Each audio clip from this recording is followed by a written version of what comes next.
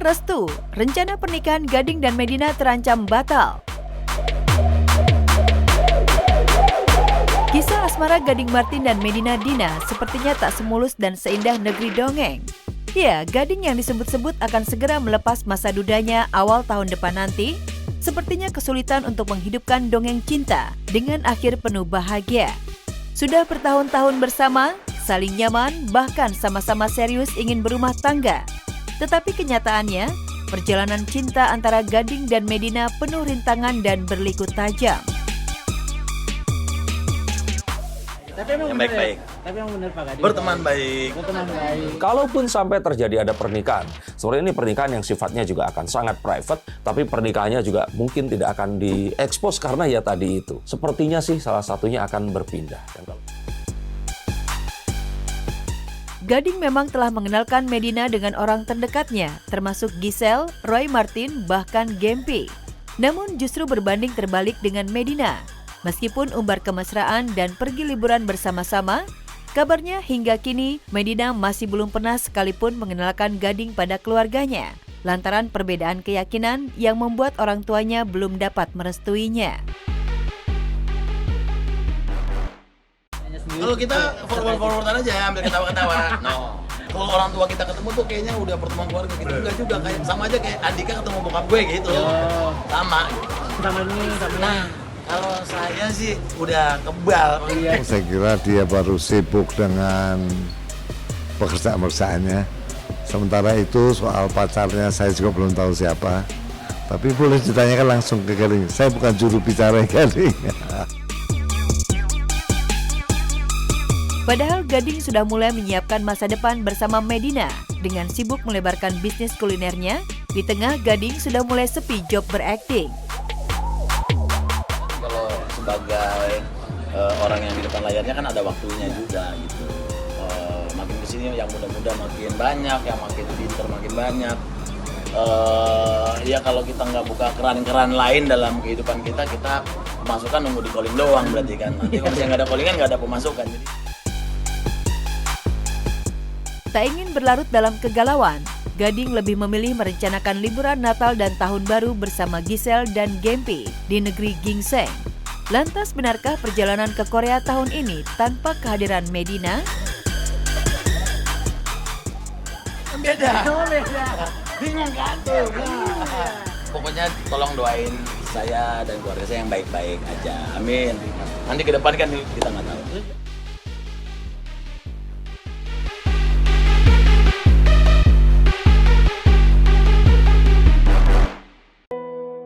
Usi Sulistiawati syok, sang bunda berpulang.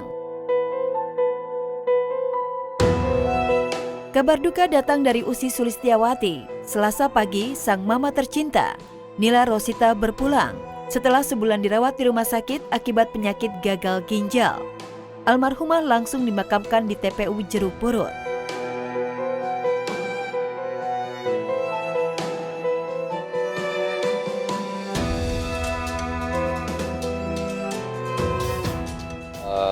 Mama memang udah lumayan lama, mikul sakitnya udah kurang lebih 4 tahun.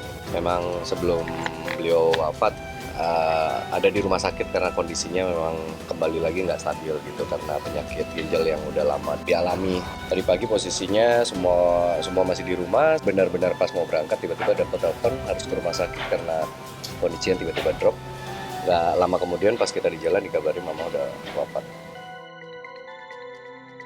Isak tangis Usi pun mengiringi pemakaman sang mama. Istri presenter Andika Pratama itu nampak begitu terpukul saat jenazah Mama Nila dimasukkan ke liang lahat. Ia tak henti-hentinya menangis sambil memeluk sang ayah. Usi yang lebih terpukul karena ibunya yang paling dia sayang. Usi kebetulan anak satu-satunya perempuan di rumah dan dekat banget sama mama, kurang lebih sifatnya mirip sama mama. Duka mendalam dirasakan Usi atas kepergian sang mama. Ia tak menyangka akan kehilangan sosok wanita yang amat dicintainya itu. Padahal sebelum meninggal, Usi sudah akan membawa Mama Nila pulang dari rumah sakit. Tapi nyatanya takdir berkata lain. Waktu beliau kemarin kembali sadar itu, waktu sempat bisa diajak ngobrol itu dia nggak minta apa-apa, cuman minta dibawa pulang sebenarnya. Dokter pun juga sudah memberi wacana, oke boleh deh rawat jalan, tapi Usi juga udah nyiapin salah satu kamar di rumah ini untuk ditempatkan buat mama gitu. Ternyata ya takdir bilang berbeda.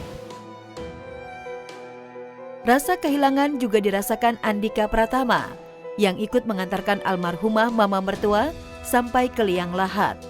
Dika pun mengungkapkan kalau kondisi Mama Nila mulai menurun semenjak kehilangan anak bungsunya, dalam hal ini adik Usi, Gilang Pramana yang wafat tahun 2023 lalu.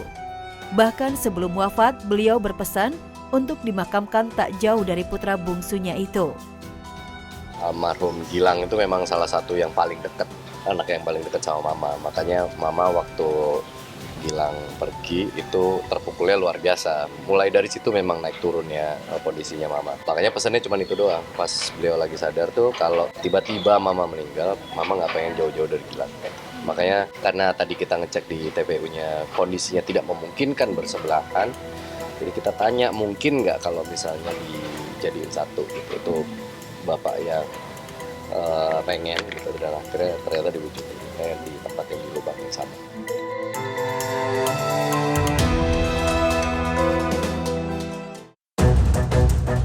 Kado Natal terpahit Sandra Dewi, suami dituntut penjara lama dan denda miliaran.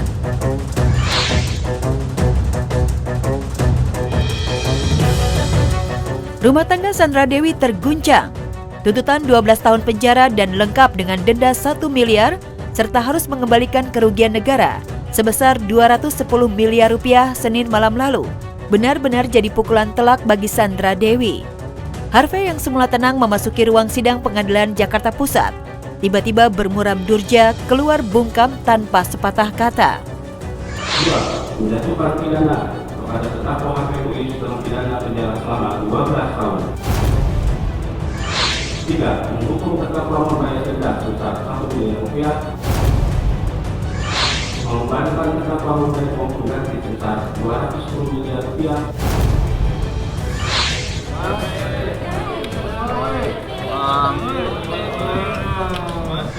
Dalam fakta persidangan bahwa angka 30 juta dolar atau 420 miliar itu atas dasar keterangan dari saksi yang dipaksa untuk ngomong 30 juta dolar.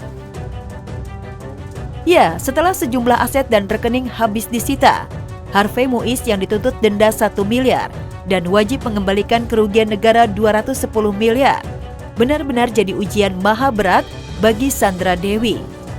Beratnya tuntutan jaksa penuntut umum sama saja membuat Sandra Dewi hidup di titik terendah. Bagaimana kemudian saudara saksi bisa menjalani kehidupan? Saya pinjam ke orang tua, ke adik-adik saya juga. Pinjam ya? Yang kasihan ya kalau itu diblokir rekening anak, ya memang itu terbukti bahwa itu ada kontraknya, ada itu diberikan, nah itu kan sama sekali, dan itu sama sekali nggak ada hasil audit. Saya ini punya pendapatan sendiri, emas-emas juga saya dapatkan dari brand yang saya iklankan selama ini. Jika pekan depan majelis hakim mengabulkan seluruh tuntutan jaksa penuntut umum, say goodbye kemewahan bagi Sandra Dewi. Apalagi tuntutan penjara 12 tahun sang suami jadi kado pahit Natal tahun ini. Padahal tahun-tahun sebelumnya, ia selalu menjalani Natal dengan bahagia bergelimang harta, sampai mendatangkan pohon Natal dari Amerika.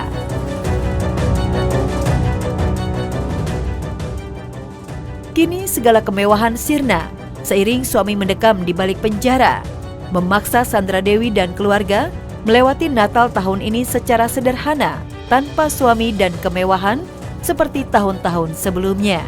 Menurut saya, Putri Bangka Belitung, nenek moyang saya ini sudah menambang timah ratusan tahun yang lalu. Apakah adil disalahkan kepada kerjasama yang hanya 1,5 tahun antara swasta dan juga PT Timah?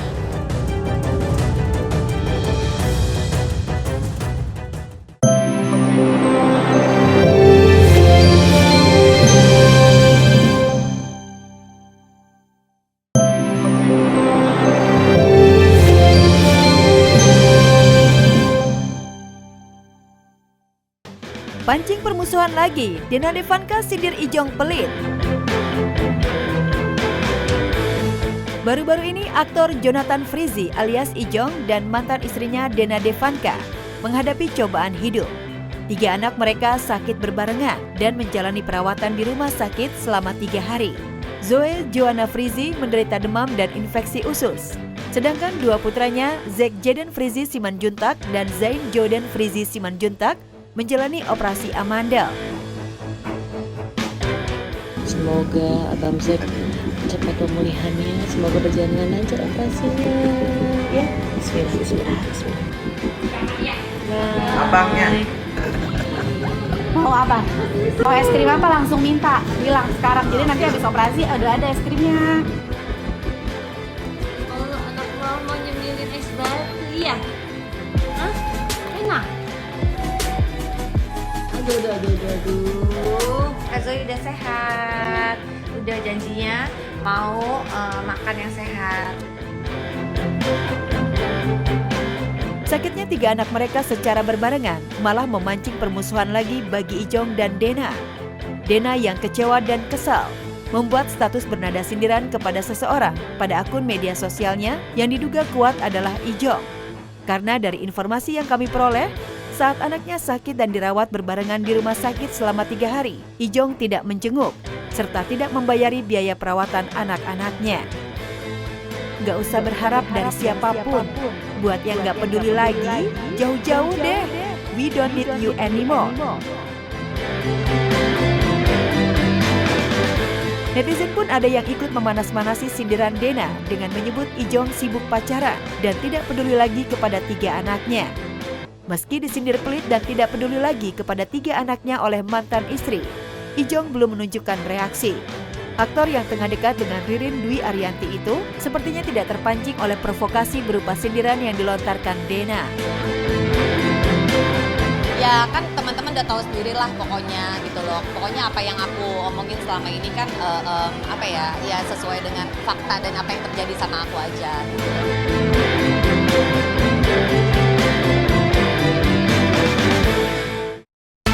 Feby Marsilia tolak ajakan rujuk mantan suami. 1 tahun cerai dari mantan suami Revan Narya, artis cantik Feby Marsilia heboh dikabarkan rujuk dengan mantan suami. Kabar tersebut mencuat menyusul ibu 2 anak itu membantah rumor punya kekasih baru. Lantas benarkah Feby kembali membuka hati untuk mantan suami setelah Revan meminta rujuk? Perpisahan ini terjadi pastinya bukan hanya karena ada satu masalah. Bukan banyak yang bilang kak kasih kesempatan, kak ini gitu. Tapi kan mereka nggak tahu gimana struggle-nya aku. Mungkin beliau sendiri juga nggak tahu karena aku pendem, aku tahan gitu. Semua yang tahu sih emang kuncinya itu di si dokter aku ini gitu. Dokter yang tahu semuanya. Sampai terakhir aku datang, dia cuma bilang masih sama, dia bilang gitu. Sampai saat ini sih aku kayak udah kita sama-sama, mungkin kita nggak bisa jadi pasangan, tapi ya semoga kita bisa menjadi orang tua yang tetap baik lah untuk anak-anak. Ya, Feby Marsilia punya riwayat kelam Revan. Wajar hingga sudah berlalu 1 tahun, Feby enggan menginjak air yang sama. Lantas benarkah penolakan Feby semata-mata karena ia sudah punya pria tambatan hati baru? Wah, no comment, nggak tahu. Nggak tahu ya, karena nggak mau ngomong ya, karena kita nggak ada yang tahu nih jodoh tiba-tiba dikasih yang ini gitu. Yang pastinya aku selalu bilang aku nggak mau trauma, tidak menutup diri juga gitu. Sampai saat ini pasca setahun cerai dari Revan, belum mau mengembar asmaranya. Satu hal yang pasti, mantan aktor Revan Narya itu fokus bekerja demi mencukupi kebutuhan kedua anaknya. Nggak kepikiran ya, kayak aku kerja untuk aku beli ini untuk diri sendiri tuh sama sekali nggak ada gitu. Semuanya untuk anak-anak, untuk mama, karena aku mau ngebahagiain mereka mau jadi dokter. Ayo, selagi aku bisa support, aku bisa kerja, ayo gitu. Aku nggak mau sampai anak-anak aku tuh kesusahan gitu.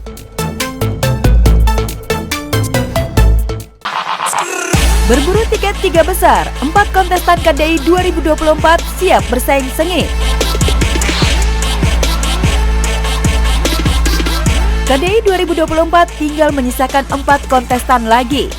Karen dari Ogan Komering Ilir, Andin asal Ketapang, Iva dari Bulukumba, dan Firsa Bangka Belitung. Menjelang babak 4 besar yang akan dihelat Kamis malam besok, para kontestan melakukan persiapan, latihan vokal dan koreografi.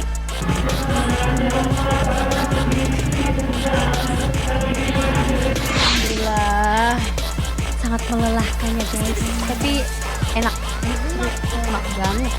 Ini ya ternyata kalau mau jadi pemenang juara ya. Karen, Andin, Iva, dan Firsa berlatih keras untuk bisa tampil prima dan sempurna di panggung spektakuler kontes KDI 2024 besok malam. Mereka tidak ingin menyia-nyiakan kesempatan emas untuk bisa jadi juara pada kontes dangdut bergengsi ini. Ya, apalagi bagi Firsa, satu-satunya kontestan laki-laki yang masih bertahan di babak 4 besar. Setiap kali mau tampil itu, nih, kekek yang pula aku. Nih, tuh. Setiap kali mau tampil tuh, Sini aku pegangin. Lirik lagu. Pokoknya belajar, terus belajar. Kalau koreo tetap di lirik itu, lirik kita catat lagunya. Oh, abis ini koreo gitu. Abis ini nanti gimmickin ke dancer. Oh, abis ini nanti ada ini gitu, blocking ya gitu. Jadi kita tuh kayak udah ada bagan, udah ada gambaran gitu. Di balik kebahagiaan dan kebanggaan mereka bisa tembus ke babak 4 besar, para kontestan ternyata juga diliputi rasa kesepian karena rekan-rekan mereka yang terjemput sudah pulang ke kampung halaman masing-masing. Makin sedikit kali kita ya orang. Ya pertama ya dari 22 orang bayangin sampai 4 orang ini ya. Sepi banget. Yang pasti sepi banget. Apalagi kehilangan si kocak kita. Ada Bang Azril. Luar biasa ya. Jangan lupa kami ya. Sebanyak-banyaknya kuat ya sayang.